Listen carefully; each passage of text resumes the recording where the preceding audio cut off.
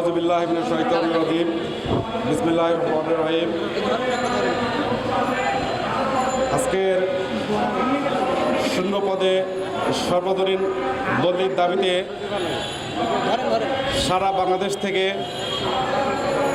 শূন্য পদে সর্বজনীন বদলি প্রত্যাশী ঐক্যজোটের আয়োজনে সারা বাংলাদেশ থেকে যে সকল শিক্ষকবৃন্দ আমাদের এই কর্মসূচিতে এসে আমাদেরকে ধন্য করেছেন, আপনাদের প্রতি আমাদের সংগঠনের পক্ষ থেকে আন্তরিক কৃতজ্ঞতা এবং মোবারকবাদ জানাচ্ছি।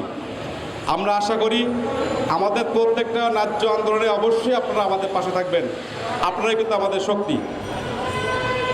আজকে আমার বক্তব্যের শুরুতে আমি স্মরণ করতে চাই ওই সকল শিক্ষক নেতৃবৃন্দ যারা যাদের নিজেদের জীবন অকাতরে বিলিয়ে নিজেদের সময় ব্যয় করে, টাকা ব্যয় করে, পরিশ্রম ব্যয় করে আজকে এমপিভুক্ত শিক্ষা ব্যবস্থা এই পর্যায়ে নিয়ে এসেছেন।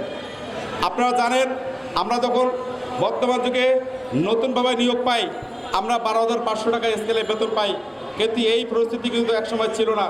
একসময় অনেক খারাপ অবস্থা ছিল, নাজুক অবস্থা ছিল। আমাদের সাবেক নেতৃবৃন্দের অক্লান্ত পরিশ্রমের বিনিময়ে, ত্যাগের বিনিময়ে কিন্তু আজকে এমপিভুক্ত শিক্ষা ব্যবস্থা এই পর্যায়ে এসেছে। সম্মানিত শিক্ষকবৃন্দ, আপনারা জানেন আমাদের যে ঐক্য হয়েছে, আজকের ঐক্যের শক্তি কত বড় 5ই আগস্টে কিন্তু দেখা গিয়েছে। 5ই আগস্টের ঐক্যবদ্ধ শক্তিতেই কিন্তু একটি স্বৈরশাসকের পতন হয়েছে। আজকের এমপিভুক্ত শিক্ষক দ্বারা বদলি প্রত্যাশী আমাদের কমিটি নিয়োগ, এনটিআরসি সনদবিহীন, এনটিআরসির সনদ সহ এবং সুপারিশপ্রাপ্ত সকল শিক্ষক কিন্তু আজকে ঐক্যবদ্ধ। সুতরাং এই বদলির না দিয়ে কিন্তু পার পাওয়া যাবে না। আপনারা জানেন আমরা বহুবার মন্ত্রণালয়ে গিয়েছি, আমরা অনেকবার কূটনৈতিক তৎপরতা চালিয়েছি, কিন্তু আমাদের কূটনৈতিক তৎপরতা বারবার ব্যর্থ হয়েছে।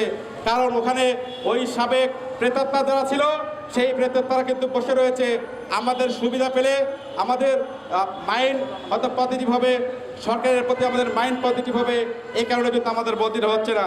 আপনারা জানেন 2023 সালের জুলাই মাসে এখানে একটা তীব্র আন্দোলন চলতেছিল।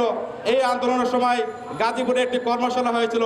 সেই কর্মশালায় কিন্তু আমি একমাত্র বদলির প্রতিনিধিত্ব করেছিলাম এবং সেইখানে শিক্ষা প্রশাসনের মন্ত্রী, প্রতিমন্ত্রী সহ শিক্ষা সচিব মহোদয় সহ বিভিন্ন শিক্ষা দপ্তরের ডিজি মহোদয় ছিলেন। সেখানে আমি জোরালো কণ্ঠে এই সর্বজনীন বদলির কথা উত্থাপন করেছিলাম। সম্মানিত শিক্ষক মণ্ডলী, আমি বেশি কথা বলতে চাই না, বক্তব্য একটাই, বদলির দাবি মানতে হবে, সার্বজনীন বদলির দাবি মানতে হবে। সার্বজনীন বদলির দাবি ছাড়া শিক্ষকরা আন্দোলন গড়ে তুলবে। আজকে আমাদের আন্দোলন শুরু হয়েছে, আজকের মধ্যে যদি দাবি মেনে না নেওয়া হয় আমাদের এই অবস্থান কর্মসূচি অনশনের রূপ নেবে। সারা বাংলাদেশের যারা তরুণ প্রজন্মের বদলি প্রত্যাশী শিক্ষক রয়েছেন কেউ শ্রেণীকক্ষে ফিরিয়ে যাবে না, শিক্ষা ব্যবস্থা ভেঙে পড়বে। সুতরাং যেই মানসিক নির্যাতনের শিকার হচ্ছে আমরা, এই নির্যাতিত মানসিক অবস্থা নিয়ে আমরা প্রতিষ্ঠানে পাঠদান করতে পারবো না। আজকে দেখেন আমার বাবা মারা গিয়েছে, আমার বাবা অসুস্থ হয়েছিল 3টার সময়, মারা গেছে 8টার সময়। আজকে আমি যদি আমার কাছাকাছি প্রতিষ্ঠানে চাকরি করতে পারতাম তাহলে কিন্তু আমার বাবার জীবিত মুখটা আমি দেখতে পারতাম। আমার বাসা সাতক্ষীরা, আমি চাকরি করি মুরাদনগর কুমিল্লা, আমার মৃত্যু হওয়ার পরে কিন্তু আমাকে খবরটা দিয়েছে। তা এই পরিস্থিতি কিন্তু আমাদের সবার, যারা আমরা দূরে চাকরি করতেছি এই পরিস্থিতি সবার।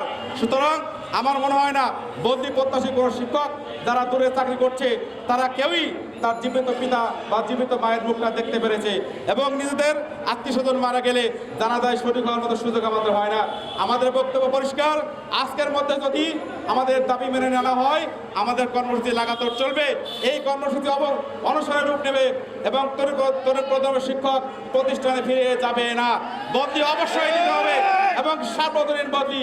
এখানে আমাদের যারা নিয়োগ দেয় কমিটির পক্ষ থেকে আমরা সবাই নিয়োগ পাই, এনটিআরসিএ, নন এনটিআরসিএ সবাই, কিন্তু আমাদের বক্তব্য হচ্ছে আমাদের সবাইকে বদলি না দিলে আমরা কিন্তু সুবিধাটা পাবো না। আমাদের মধ্যে যে ভুল বোঝাবুঝি ছিল সেটা কিন্তু দূর হয়েছে। সুতরাং আমি সবাইকে বলবো ঐক্যবদ্ধ থাকুন, ঐক্যবদ্ধ হয়ে আমরা আমাদের এই ন্যায্য দাবিটা আদায় করতে চাই। আপনারা ঐক্যবদ্ধ আছেন কিনা?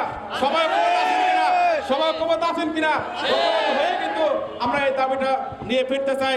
যেহেতু এখানে বাজারের কোনো ফাংশন নাই, আমরা সরকারকে বিবৃত করতে আসি নাই, আমরা আপনাদেরকে বিব্রত করতে আসি নাই, আমরা টাকা চাইতে আসি নাই, আমরা বাজেটবিহীন বদলি চাই।